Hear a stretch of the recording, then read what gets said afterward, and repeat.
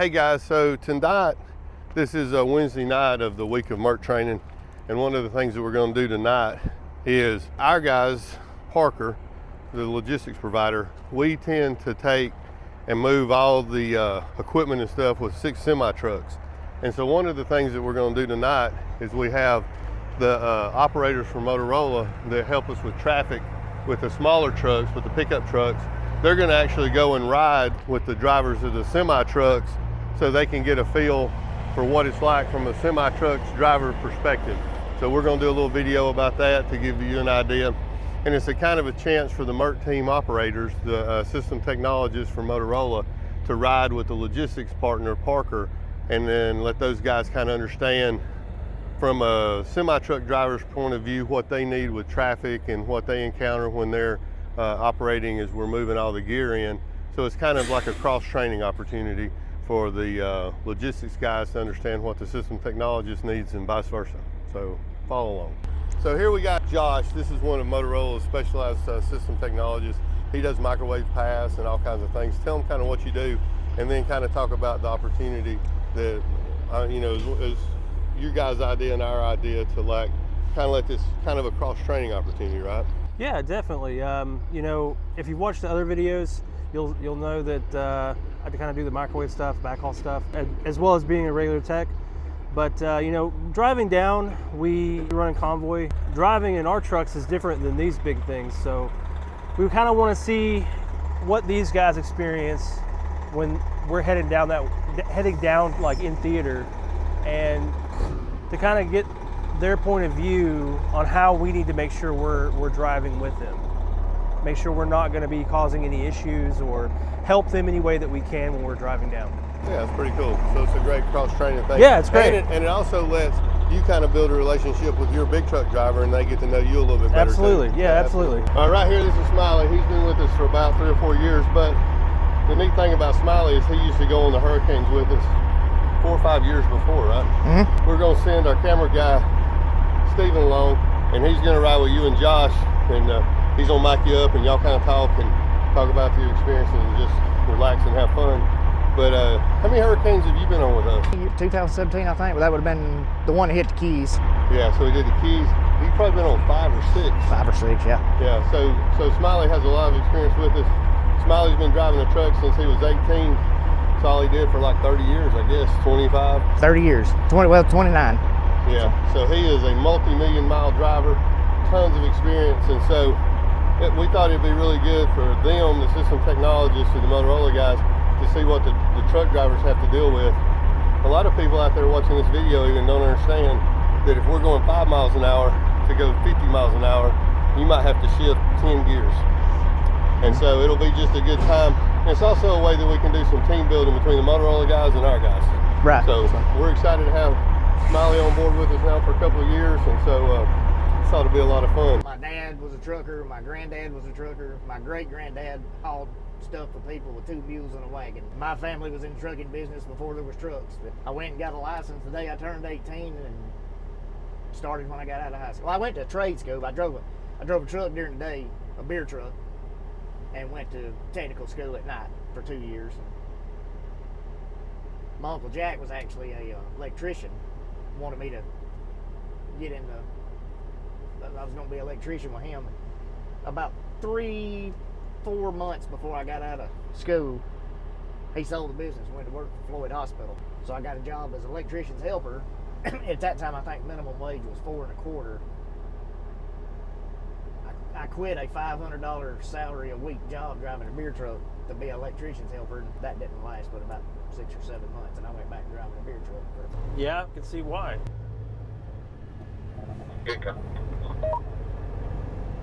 Yeah, so I noticed you guys are over here in the left lane. Oncoming traffic side of the road to make this left turn, negotiate it, without going off in the ditch. Looks like he barely just made it. Yeah, that trailer there does what we call it, pulls real long. Wheels, it's a long trailer and the wheels are against the back. This one we're pulling wouldn't be that as bad as that. Yeah, I see that right there in the mirror here.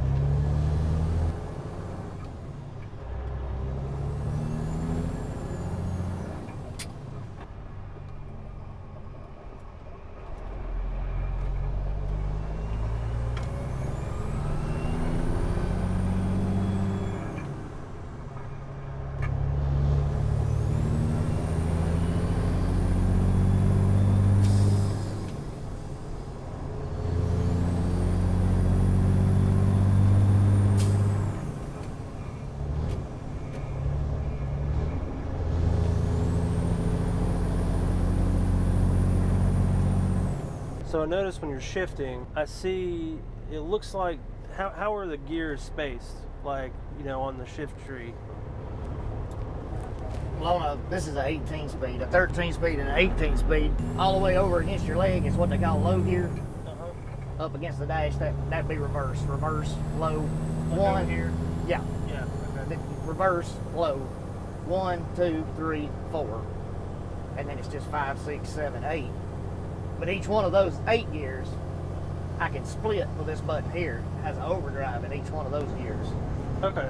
So that's where they come up with the 18. The 18. Okay. Yeah.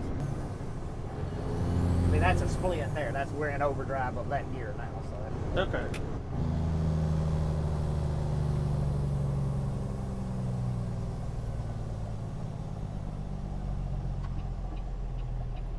And that button you just hit was the Jake brake. yeah, that one there is. Engine brake. That turns it on and off, and this one here does it has three stages, and all it does is they operate on the cylinders. Like stage 1 would be 2 cylinders, stage 2 would be 4 cylinders, stage 3 is all 6. Okay. So light, medium, and heavy engine braking. Yeah. You're looking for debris, fallen trees, low lines, stuff in the road, you know, animals in the road. You know, we went somewhere one time and, you know, there was a bunch of cows in the road. So Cows, usually these guys here, you know, with the pickups, if we get into a situation where it's got like that, the big trucks are usually towards the back. So You should already know about it. yeah, right. Yeah. And most of the time, we don't try to go anywhere the first going in. We try not to go. We go into daylight. You know, did you go to the one down at Dothan? I guess was that Michael that hit? I wasn't there for my Okay, that we actually. It was late when we left, so it was kind of dark when we got to Dothan down there. But you know, it wasn't. Dothan wasn't really that bad. There was a few places down there. There was a tree in the road, like in the right lane. You know, you just move over and go around it. But I mean, yeah, it's really just the debris.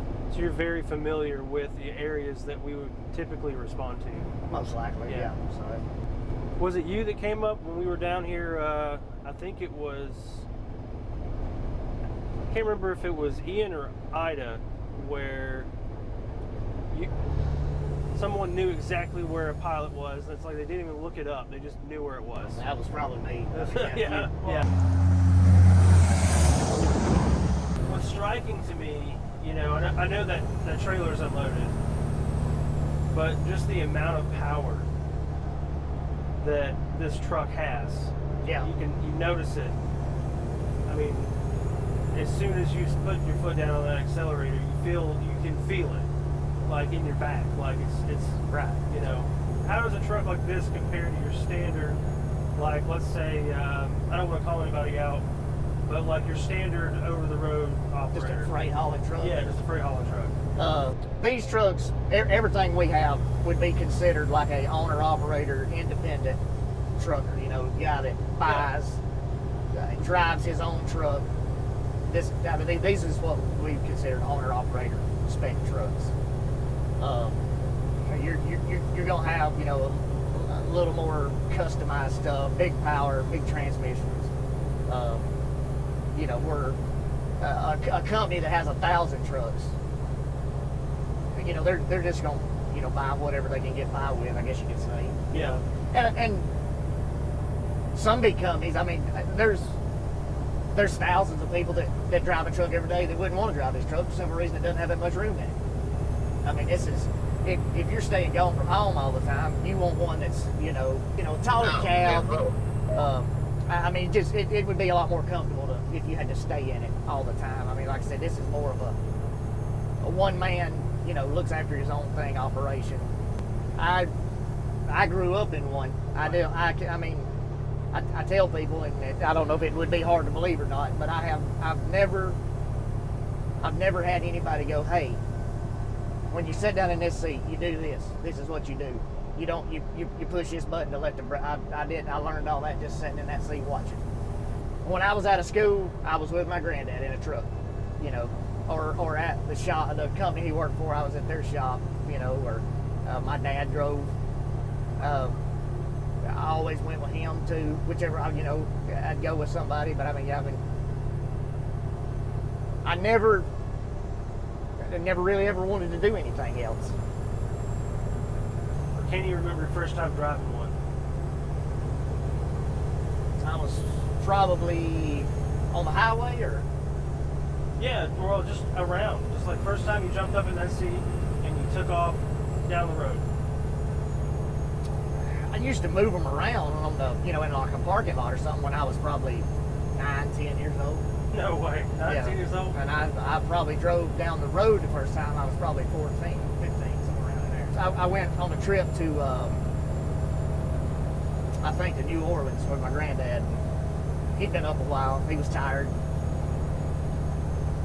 You know, he'd say, you Interstate 59 over in Alabama then, you would ride from, you know, from Chattanooga to Birmingham back then. I'm talking, you know, mid to late 80s. You might not meet 25 cars. Right. You know, and he's like, I'm gonna catch a nap. You think you can handle it? I mean, it's just straight shot. You know, you think you can handle it? And I said, yeah. He went to sleep, and he woke up. I was down around between Meridian and Hattiesburg, Mississippi. I'd been down through there with him. I knew where to go, knew how to get around the scales down there. You know, he retired when I was 17, so I would have probably been 15 or 16 at the time. So things were a little bit different back then. Well, it was a whole different world. Yeah. The stuff that me and Shaky have done, other people in my family or stuff like that, that just can't happen nowadays. I've heard that a lot. When I was 16 years old, this was still a 2-lane highway right here. I don't try to sound like I'm 100 years old, but I remember when none of this was here. Right. Yeah, no. Well, I've seen it where I live. We actually bought this truck from a friend of mine over in Alabama. He's the one that built it. And I carried it over there 2 or 3 weeks ago. He hadn't seen it since we had Parkerized it. You're right. And I went over there and just kind of spent the day with him, you know, be sure we were still friends after I changed a few things on it. The side picture, though, is something that is extremely foreign on a road. You know, because, I mean, we're so high up compared to, like, even like our trucks, which are pretty good size, you know, right. Or Parker's truck, you know, jumping in his passenger seat or something. I mean, you know, he was talking about that today, and, you know, it's just so different. Like, I feel like I'm looking down, literally down onto the road. You know, yeah. You're looking down at it.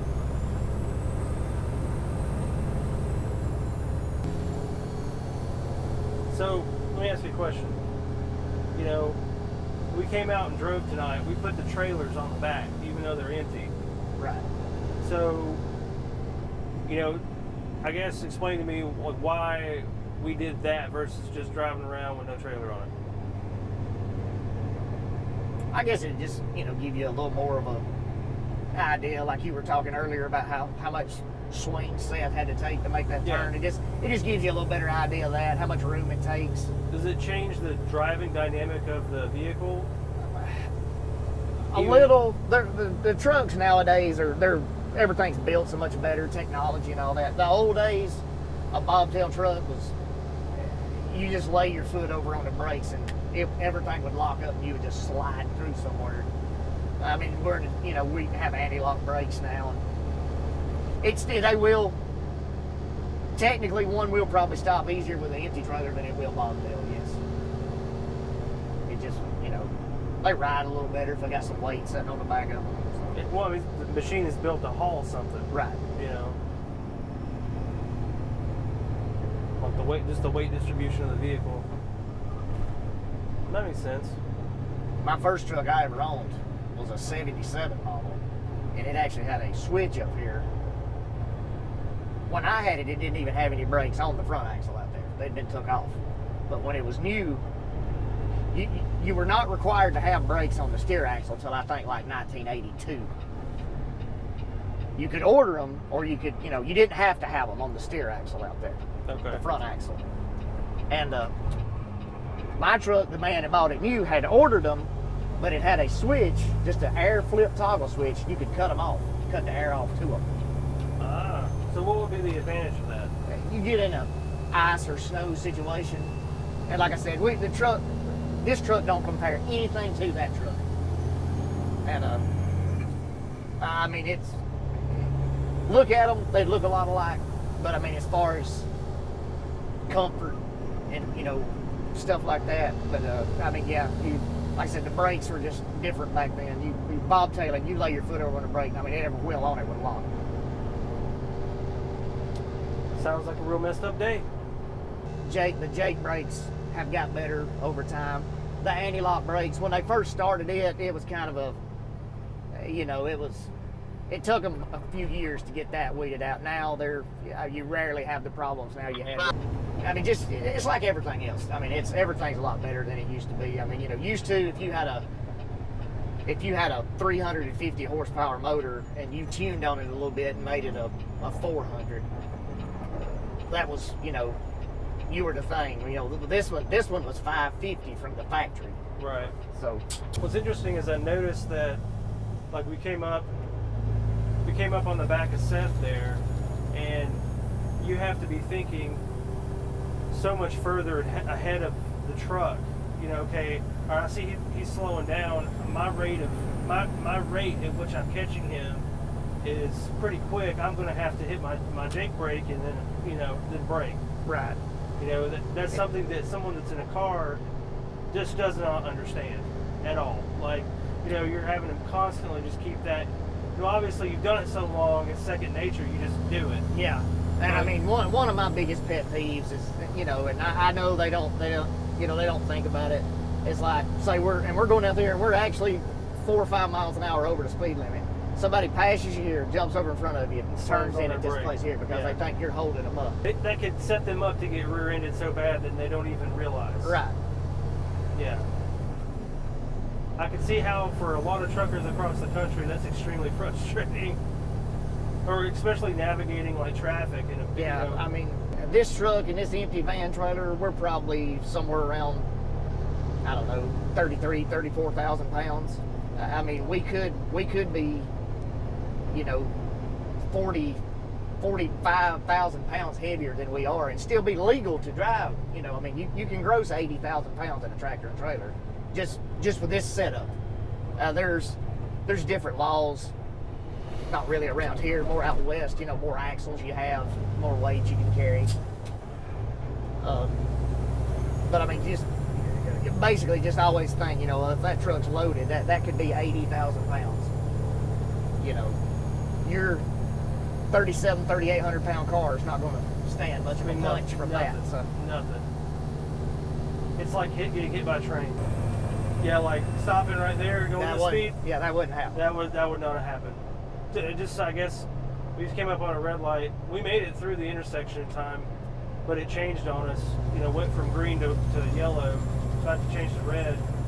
That was probably 50 yards. And in a car, you could have made that. It'd been tight, but you could have made it. There's no way that would have happened in this thing. Get over it. I was taught as a 16, 17-year-old kid in your car, you know, I'm trying to teach my daughter, best thing to do around a truck is get away from them. Right. Yeah. I either stay behind them, go on by them, don't hang out beside them, because I mean, these things could blow out a tire, something break and fall off. I mean, you know, a wheel bearing burn out and wheel run off of it. I mean, the best thing to do is just, and I mean, I know you get an interstate situation, that's not always possible. Right. But like this guy right here either needs to go on and get in front of Shaky, or I mean, he's probably in as safe a place as possible right now, just kind of in between them there. But that's just something just to keep in your head, you know. Hey, some could break and fall off of this thing. So what gear are we in right now? I guess you could call that probably 16th. 16th? Yeah. And it's in overdrive in 7th gear. Okay. So then we'll flip her back in direct and put it in. That'd be either 8th gear direct or 17th, you know, whatever you want to call it. We've only got one more. I can split that one into overdrive and That's it. That's all we got.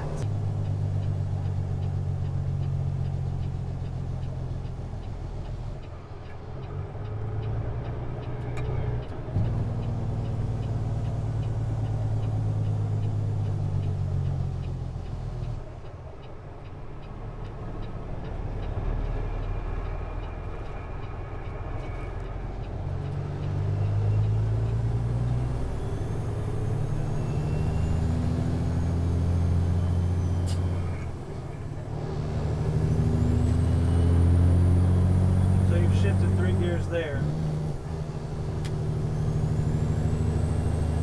Yeah, that's an overdrive of that gear right there. So. Okay. I mean, you don't have to split those like that, especially empty like this. That's just Habit. yeah. You can get in here and with it just an empty trailer, you can just do first, second, third, fourth, flip your button, fifth, sixth, seventh, eighth. When you get into eighth, then flip it into overdrive. I mean, you could do that. Now, are all trucks that way? No. Or yeah. So